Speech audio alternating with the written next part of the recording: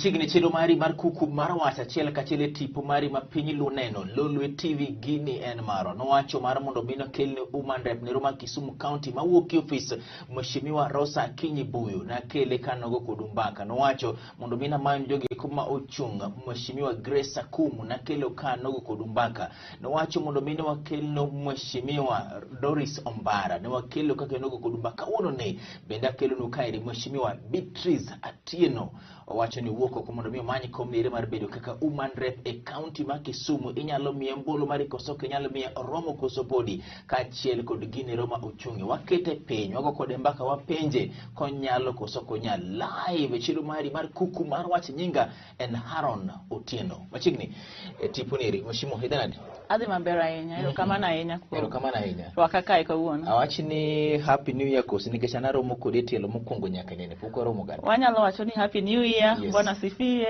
yes happy Easter bende biro machiegni kanyo okay nyaka ni duogi intiere Kenya ka sandi kosi an ga Kenya ka jomoko ng'ei an Kenya ka mang'eny loko be anegi biashara moko matimo to base na en Kenya ka Kenya dhi nade Kenya dhi maber ahero Kenya ahinya Kenya dhi maber kabisa waloso kodi odiochieng' ni ma kauno kinyatire wach mantiere gazede ge koma Kenya kairi in fact nentiere bok ma The Standard ma wacho ni nitiere ywaruok matin e kinde duonero mandiko duond buche ma Kenya ka Office of Register Political Parties kaachiel koda ka gi party nero mar ODM mabende chal ni party nero michung' godo kaluwore koda gi nomination pod ok ong'e tarik mare nobiro bedo karang'o nikech ODM okwayo list monego gikwa modeko to Office of Register Political Parties bende wacho ni en ginero manyalo kawo gi thuolo malach ahinya mar mondo megi chung list nieri giyang ni joma nochwalo gin jo Kenya to giang ni jok mokalo gina 18 kadhi mbele in ng'at ma jachung' samoro ni sego kwan nomination dhi bedo kama iri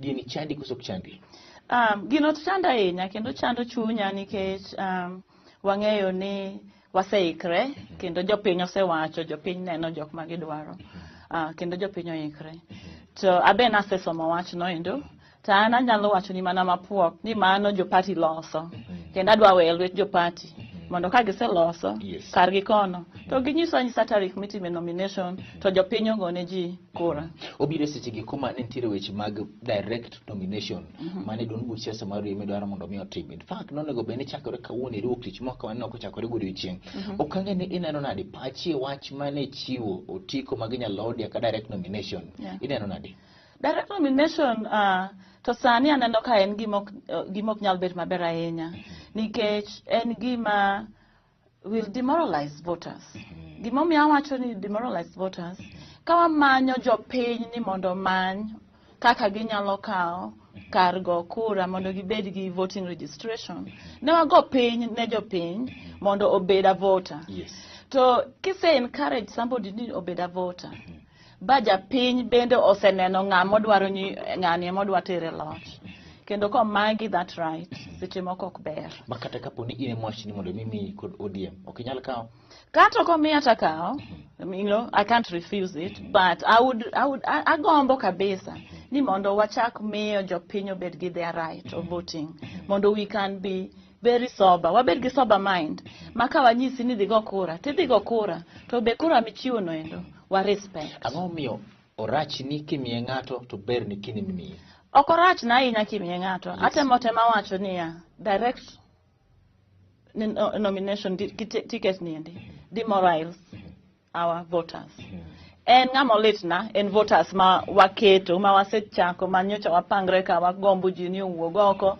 odhi omany kaka ginyalo kawo karombolo ka wasetimo kamano voters be ma we demoralize ODM wacho ni gidatimo maeri mar namba 1 mondo migi kony pesa gi komo osebedi kitiyo godo mang'eny e weche gi mag nomination giduok chien weche gi mag ywaruok mosebedo kanitiere mag siasa ma samoro bitis of the campaign kamoro ng'ato oyware kod bitis kamoro weche mag nomination doko dhi karo gwende be gini kande kaachiel koda ka gi njore ma samoro betie gande to giwacho ni ok ni gidwa mayo japiny ratiro mare but nitiere kolo paro mar oganda opinion poll gi dombogo mayango ni ng'ane nitiere malo koro onge tiende matedo jogi ki campaign moro matek kata mana e pie moro matek waminga ni ticket nyalodia mano kineken gima ni kare mano to gima kare mano ok rach ahinya to at the end of the day kawa atime yo maratiro ni party save pesa.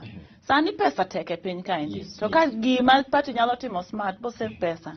To jo party ge madwa wuoyo godo. Adwa wuoyo gi jo party ni let us have a sober mind.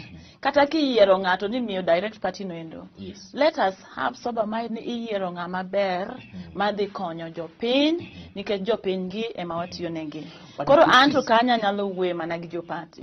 Ka gidhi e laini no to let them be sober. Madam Beatrice, sober mina okay.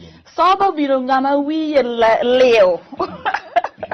Adwa ni gibede gi wich maleo mondo gibed abeda ni ok en ana cartels moko ma owinjo ni ng'eny gi. Gibed gi wich maleo mondo ka gikawo direct ticket ne miyo ng'ato to mi ng'ama nyalo dhi kawo telo mondo kony jopiny nikech at the end of the day wan jopiny ge mandikowa. Koro en ng'at ma nigi wich maleo party machiwo ticket koso ne ng'at ma ichiwo ne. Ng'ama wiye leo machiwo ticket no obed sober. Okay. Obed sober. Omi kata kimiyo direct ticket no endo. Gimi direct ticket ne ng'ama ging'e ni nyalo tich. Ok miya miya ne chiwo ni koro we are so one club. Wabed gi sober mind to give. Direction ma party ok wanyadh kado. Ka party wacho ni direct ticket ne ma gidhi godo. So we ask them to have equal opportunity and be gibeda beda maleo to gimi ng'ama romo gi ticket. To kok gidhi kanyo to giwe jopiny ogone jikura to ter jok ma gidwaro. Isebet kidake Kenya kata kod pinje gi kuma oko. Gin pinje gi kuma wang'eyo ni gin kuonde gi kuma nono paro kata mana opinion poll. En gima mipek ahinya. Survey en gima mipek ahinya. Seche mwalose maeri, be ineno ka survey en gima nyalo tiyo mwalo kaeri be Kenya ka gwenge makaluoko nieri to be en ginero ma inyalo tim thuolo mar atero mok ni en survey moro muthedhi bende manyalo koni ng'ane yombo ng'ane to kara ng'ane mondo beni yombo ng'ane. Survey go to bedo ga corrupted. Survey go konyo nikech at least gimi table kuma intiere. To at the end of the day, if it's done with ko time gi ratiro mar integrity maber to gi becha. To karwa kae maseche moko integrity obosre ga matin obet matek. Okay, wacho ni onego beni kawo paro mar japiny to molo chutho wacho ni wach mar chiwo ticket achiel kachiel en gine ero manyalo mayo japiny thuolo mare mar dhi e debe kendo goyo ombulu. Owacho ni Haron gima ber jogo nego bed jogi kumuluongo ni soba kada joma ne kod paro maleo ne ng'at magolo ticket kamiyo ng'at machielo. Wacho ni eri mar paro mar oganda wacho ni Haron en gine ero maseche moko inyalo tim kame badhi ne ye mago pacha mano paro mwacho kod nyadendi Beatrice Tieno jomoko luonga ni Beatrice Williamson live cheno mari mar Kuku Mar Wach e tipo mari mar Lolwe TV. Iwuok e manyo komniri mar bedo woman rep Kisumu County. Ang'o michung'? Achung' nikech asewuotho e pinyni mar Kisumu ka. Asebedo katiyo Kisumu kaendi e project matimo madongo e Kolwa East koni ma obede Kisumu East. Asebedo katiyo kanyo higni 15 mokadho wakata sani pod atiyo. Aringo gi organizations masechako kanyo agero skunde kendo osuptende be agero. En organization mane? Iluonge ni Maisha Orphans and Widows. Maisha Orphans and Widows ne wachake higa mar 2008. Sani wan gi school mapuonjo nyithi kiye gi mond liete bende wan godo e gweng' ma wakonyo. To e gweng' kanyo bende hospital maduong' wangero e Kisumu East kanyo ka dot mar Kolwa East. So koro gimomiyo iwacho ni why now aneno kasewuothe communities gieki to wantiere gi shida mang'eny mapok wa address in the communities. Koro e tije masetimo higni 15 mokadho mabe pod atimo gieki agombo ni kayudo kom mane jo government owacho ni Kisumu women representative in 2010 nondike constitution adwa wuok gi kar kom nindi mondo abed anena a bridge gap for women gi vulnerable girls gi communities ma are very under demoralized mondo wa raise them up to be self-reliant. Ang'egi ni nyalre nikech higni 15 kasebedo katiyo Maisha Orphans and Widows ka dongruok ma wasetimo kae waneno ka gin gik matiyo. Harun adwa nyisi ni nyithindo nachako puonjo nitie nyithi kich moko masepuonjo bosetieko school masani gima watimo e Maisha ma waluongo ni mission waluongo ni empower people to transform their own communities. Mano manyiso ni wahero mondo wajiw ji mondo gin magilok gwengegi kendgi. Tamora ahinya kendo kadwa wacho ni gi chir ni mission statement no tiyo sani. Sani e skul ma agero maringo kanyo nendo, nyithindo masepuonjo, wan gi nyithindo adek matiyo e skul kanyo. One of my senior teachers, and James Odinga, kijana maler ahinya, ne wachako puonjo ka en ja klas 6, sani koro en japuonj. Subtende gwendo bende ma wan godo ma wasegero goeko, nyithindo ma wasepuonjo, botieko skul, sani en access e subtende goeko, te pharmacists e subtende goeko, te social workers e subtende goeko. So wang'eyo ni gik moko nyalre ka kendo waketo ratiro mondo watine jopiny. Koro kar Kisumu County Women Rep niendi naneno ni sani e thuolo man go maber mondo programs ma watimo ma wang'e tiyo gieki gin programs kaka education, health, empowerment, and also sports, gig ma itimo gi cross-cultural exchange programs. Programs gitiyo, okanyal muondi ni ok gitiyo. Ta gombo ni kom mar Kisumu County Women Rep niendi. Jopiny omiyae mondo wadhi bridge gi in other counties ma pod gionge godo. Mheshimiwa, igni 15 ka ni biro ineno gige koma ne timore e gwenge ma Kaluo, ichako project mari bende wacho ni nitiere gik pod mbele sani bende pod dhi mbele. Ng'ato penjo ni kane nitiere koda gi paro mar loko jopiny ahinya, donge de ni chung igni 15 gi kata igni 10 manokalo chien mondo mene many komar umande niri molo biro saniri. Sani mano ber na bire. Ing'e gima miyo sani ber na bire? Nikech sani program wa mar Maisha Orphans and Widows, we are working our mission statement to empower people to transform their own community. Sani jok ma wan go mandike tich ji mokadho ji 60 matiyo ka. Gine ma sani gitimo tije go kendgi. Kendo they have been empowered to do it. Mano manyiso nang'owa. They have graduated me to go source and help other people. I'm not stuck there. Monda kon jogo kendgi. Koro emomiyo sani was the right time. Kechase neno shida ma communities wagoni godo, especially women.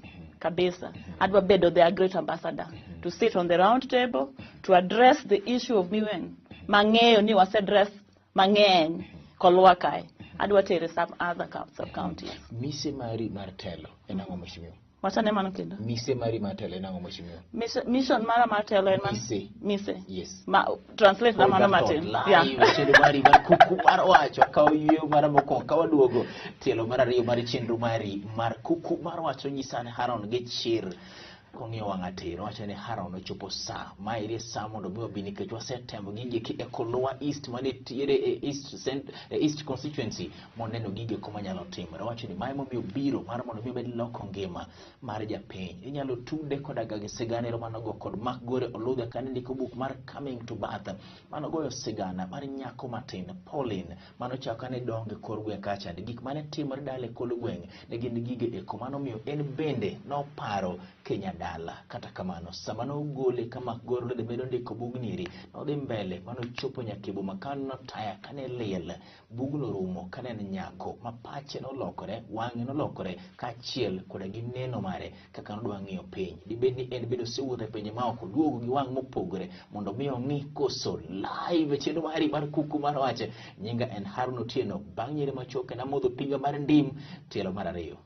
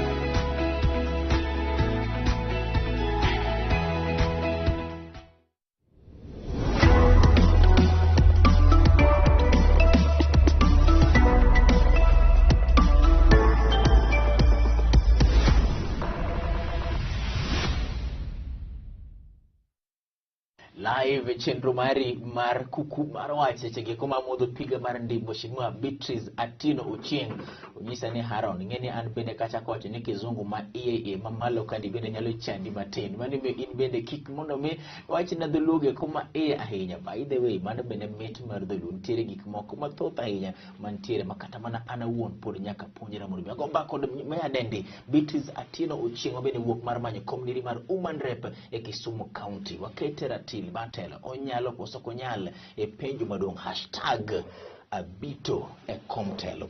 Awe sama na penji ni to ang'o madhiro chung' mari? Dhiro chung' mara nindi ang'eyo kabisa ni adwa chung' e gik ma ang'eyo na nyalo. Kendo gik ma ang'eyo ni tiyo sani madwa expand e communities moko. Gin gik moko kaka education. I want to lobby the best education scholarship ma wanyalo miyo wa mama mondo kony nyithindo.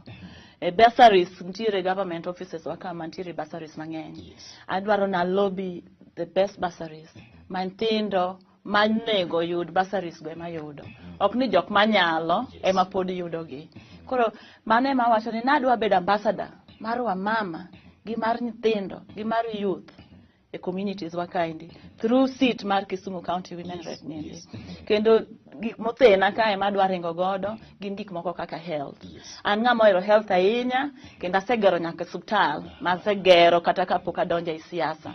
To koro adonjo e siasa sani mondo gik matindo maneno masetimo gieki go gitindo ahinya giberberie matin mosekendo konyo joganda maber. Adwa na expand this opportunity for health, especially gik ma waneno kaka aneno ka jopiny mang'eny onge gi health insurance.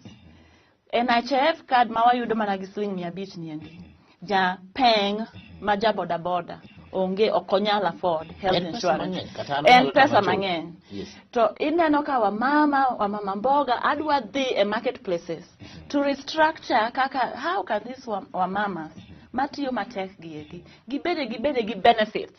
Kecho gidhi e workplace, blue collar workplace, gibede gi benefits ma they can survive well at home. Koro kar health insurance, kar health niendi, I want to really lobby the best insurance opportunities for the most vulnerable. Gimomi awacho kamano nkech kuma anabete kae. I'm already walking that practice. I offer a lot of health insurance sponsorship to the most vulnerable households, especially the elderly.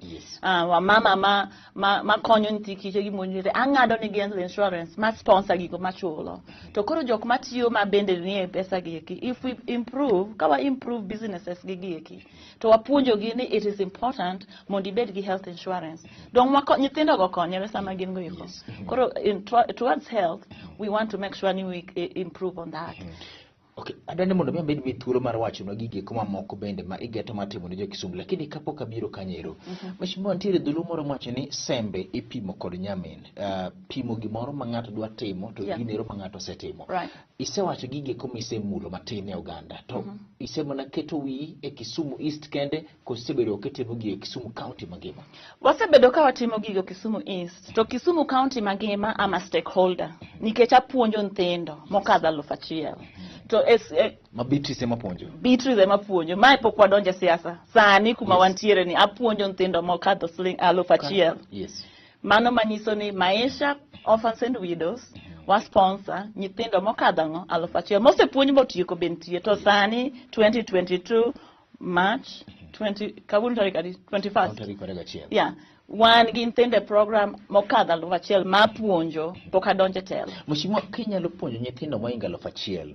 Isegero hospital, isegero school, asegero water wells, skunde mantiere e Kolwa East kanyo, skunde abit. Isegero nyaka pige majetuomo.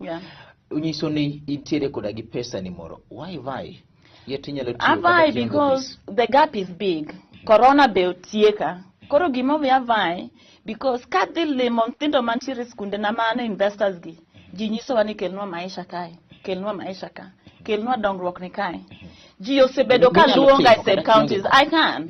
But adwaro ni kabete platform around table. I can do greater for our people. Kawane round table ma we negotiate better deals for our people. Right now I am using my own networks to help our people. I'm investing in sub-county schools because I love Kisumu.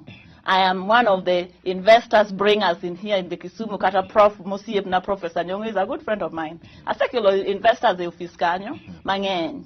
Maketa go ne fraud simbo sani unyalo wacho ni jo maisha go sekelo investors bo introduce koni. Koro agombo ni with position my women rep niendi. Abede a round table. Mondo abede negotiation woman for the women. Kecha wacho ga wach moro Henry. Ni ka mama mor to ot mor. Ka mama mor to dala mor. To ka mama goyowa to ne mogo koko to waena mogoyo. Yeah. Okay.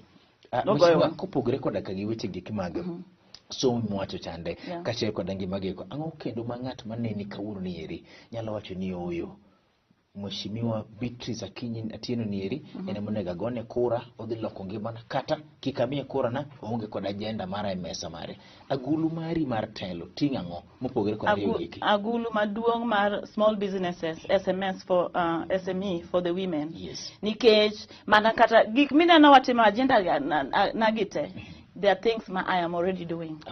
I am already working on these things. My desire sani adwa na expand gi. I expand it to other communities. Why do I want to expand it to other communities using this seat? Because our government is able. Our government has a budget for these people. We want to get this budget and truly do the work. Because when the work is done, things are working. When the work is done, things are working. Teach out team to gik moko. Team yo makare. Live Chenro Kuku Mar Wach.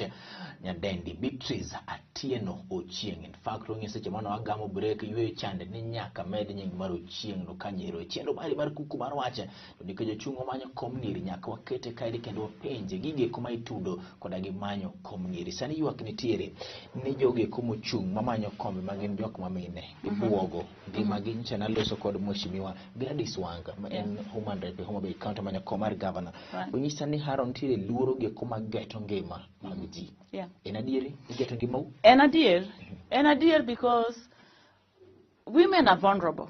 Whether I am a confident woman like I am, I'm very confident. But at the same time, we are vulnerable.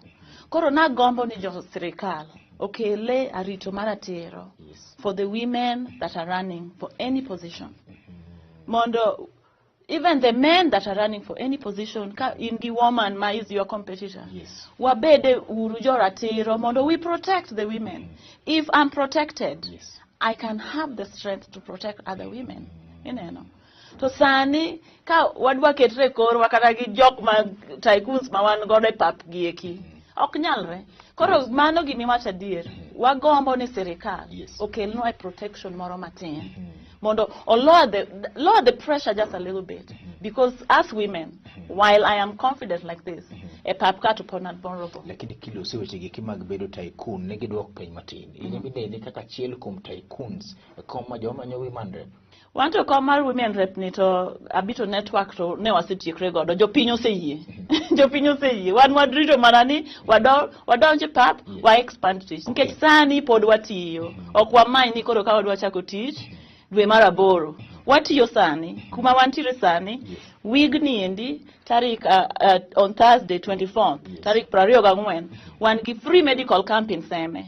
Ma wakonyo jotuo duto, manono, kendo wamanyo jok man gi sickle cell mondo bikanyo, akelo yedhe mabecho, mi ichiedho go sickle cell. Watieke Kisumu East sani, wachiedho ji, Mia beach giwie ndalareyo ma wakago Kisumu East Medical Camp. Wadhi seme this week. Ang'o mi watimo mani? Watimo mani nikech jopiny sani go kura gi bondegi. Jopiny go kura gi bondegi. Ok en gima ber. Ji thangre. Koro we want to go in the field and actually start doing our work. Sani ji chiegni yaw school jatelo. Ji yaw school wik mabiro matin-gi. Pesa fees onge guji, fees to pod wachulo, uniform pod wanyeo. Koro kaka Bito Network Foundation niendi, wan wase wuok ni ka wadhi school, ka pok adonje telo, matelo to wasekawo nikech wan watiyo e piny sani watiyo. 35 orphans, mano manyiso ni amanyo nyithinda beach kwa each county with full scholarship, mondo migi scholarship. Kendo mano namba madwa mana chiwo kenda mondo gigochna. Namba 90756 33388. Wache pio pia ahinya, adhi mithuolo bende mar wacho. Koro gima watimo gima ji dhi e skul sani na nyisi ni currently apuonjo nyithindo moingo 1,000. Adwa mede 35 no koa e counties moko mondo wamed kapod wadhi mbele ka wamanyo wach kom. Ka wadok kodi mane wach mar pressure achiel kod mag gi siasa kande. Ochung' mine mang'eny ahinya umanyo kom niri mar umande nitiere kar kairi, nitiere Mheshimiwa Ruth Odinga, nitiere kar kairi Mheshimiwa Doris Ombara, nitiere kar kairi Rose Kesia, nitiere kairi Grace Kumo, nitiere kairi mamoko bende mathoth ahinya bende pok chopo chenro ni. Be paro nyalo bedo piny mwache ni oyo wawe yware wan man mine wawe ne ng'ane mondo mi odhi mbele. I hero kabisa. Wang'enye pap ni dhi ka ng'at achiel. Sani waneno ka piny duogo koni. Daher mondo wabede piny wawuo kaka wamama waji jadiliana. Ahero mana ahinya. Kendo ka wamama wetero wango yie. Sana nyalo host gi. Mondo watim ang'o? Wagoye mbaka. Wang'iye ni koro kae wan ji 8. Wanare down to ji adi. Kalo nare down to ji adi. Wanare down to ng'a. Santo kadi nare down to gimiya ko matine jopiny. Nikech atiyo. Scorecard mar Mheshimiwa Rosa Kinyibuyu mawuok sani eri neno kano tiyo nade kaka umande ma Kisumu County. Rosa Buya asewinjo tije mosetiyo. Kendo kuonde masewuotho awinjo ka jok moko wacho Rosa Buyu nokonyowa kae ka. To an ok anyal wacho tij Rosa Buyu gima notimo. Kata kotimo maber kata kotimo marach. Gima ng'ato timo nenre. To gima nyalo wacho ni kuma nochope no. Higni 5 bende seche moko ok ng'eny, to higni 5 be seche moko ng'eny. Kuma Rosa Buyu nochope no ema dwa kwanye sama yudo telo to adhi mbele. Mheshimiwa joluongo ngero ni onge ng'ama nyalo bet kom ma ok ong'iyo kom mobetini. Nyaka be ni seng'iyo kaka Mheshimiwa notiyo to bende biro mondo many kom niri. Aneno kako setiyo. So mama yawacho ni kuma nochope no adwa kwanyo gik mane odong to adhi go mbele. Awacho ni agenda na en education, health, to empower women. Adwa manyo ne women the best loans mondo gitim businesses ni. Nyocha dhi nyaka chkoni. Mato koro chunya nyocha awinjo koko mora ahinya. Na dhi nyaka chkoni. To mama moro ne uso omena. Tapenje ni omena ni waro ogundadi. I'm just a businessman. Kora woman apenje. To wacho ni nyara ok na waro omena. Osiepna moro omiya gorogoro 2 uso wan kadhi ot abochule godhiambo. That is not okay. Mano ok en gima ber. To kendo gino omiyo aneno ka wan adwa na puonj ji dak. Adwa wache gi Kisungu nikech ang'eyo ni mane chunya. I don't want to teach people how to die. I don't want to teach people how to die. I want to teach people how to live. And how to live is to empower ng'ato to be self-reliant. Yo machiek okidamiyo ng'ato rech mochamo kawuono kende. Pasen morita. Puonjo yo mar dhi na. Okine kiloke maber. Live chedo mari mar kuku mar. Oko nago maber ahinya. Tamara Zeru Babele nyisa ni haro nyaka watiek to agnendo. Kik watieko kama ithuolo. Mar loso kod jo Kisumu king'yo kamera ne ter. Mine maneni kijende maneni kachiel kod jo Kisumu te king'yo kamera ne ter Mheshimiwa. Mine manena adwaro ni mondo wakaw kom wachak tich osechakre sani. Adwa improve the qualities mar business wa mama. Adwa help develop a structure ma in kaka wa mama inyalo bet gi health insurance e odi mikonyo go nyithindi ka tuo ibende kituo tikonyri godo. Wa mama wang'eny gi tuo ahinya mamoko be ok wawache. To adwa wakire space ma inyalo dhi e hospital gi ng'uono mondo chiedhi. To the youth ma are seeing me today, you are my best interest. Young people, you are my best interest. Through the sports, adwa lobby nu the best scholarship to expand the ability ma talent ma ungonendo. To ka ingi scholarship, ka ingi a good talent, we will lobby for you scholarships even abroad to go play and learn. To mankind, we want to strengthen their talent so that they can have income through their talent. So mogik, adwa wacho ni wa mama ki in ng'ama tagre gi nyathi skul mora mora. Ase puonjo nyithindo moromo, pod be apuonjo gi sani.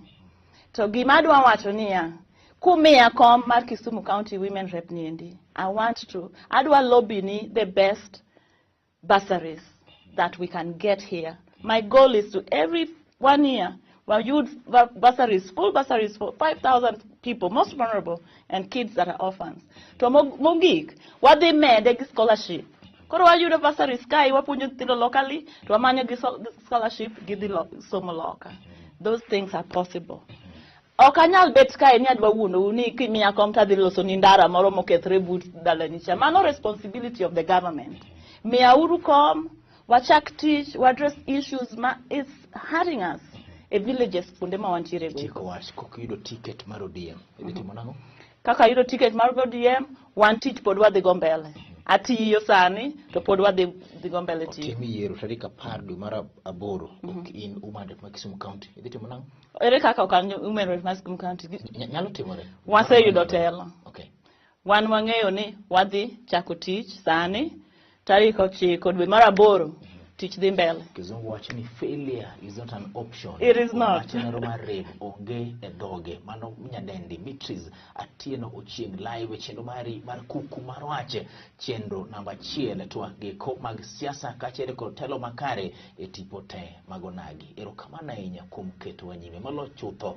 Literature wacho ni ng'at mabiyo en agulu apot mondo manyiso ni onyalo kelo telo no ero makineno gi chien neno ka en telo nero matin mokinyal ng'eyo kata kamano seche mitoko chiemo ni agulu ji te nyalo chieme dala mayieng telo mare mar Beatrice Atieno Ochieng inyalo pim koda kagi telo nero mar gima cheke agulu koso kinyal en ginero mathuolo kachiel kod kinde emabro yango ne Kisumu County. Erokamano ahinya ne senior producer mara Zerubabel mantiere kamera mokwongo in fact ene mano tayo cameras te mano watiyo godo. Erokamano nyakachiel kod office ni eri duto te mamiyo chenro eri bedo kare. Thank you mheshimiwa kuom ne biro. Asante sana. Good luck. Asante sana. I appreciate you. Yeah. Haron.